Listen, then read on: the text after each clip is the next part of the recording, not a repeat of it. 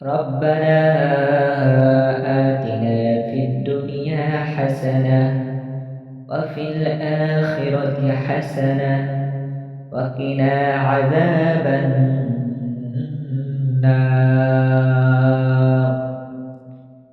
হে আমাদের প্রতিপালক, আমাদেরকে দুনিয়াতেও কল্যাণ দাও এবং আখিরাতেও কল্যাণ দাও এবং আমাদেরকে জাহান্নামের আযাব হতে রক্ষা করো।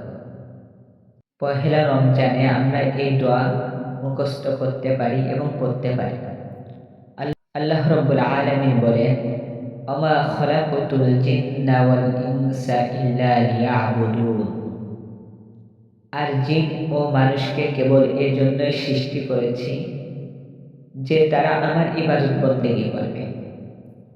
রাসূলে আরবি বলেন, যে ব্যক্তি ঈমান সহ পুণ্যের আশায় রমাদানের সিয়াম পালন করে তার পূর্বের সকল গুনাহ ক্ষমা করে দেওয়া হয়। সুবহানাল্লাহ। আল্লাহ তাআলা আমাদেরকে রমজান মাসে বেশি বেশি দোয়া করার তৌফিক দান করুন।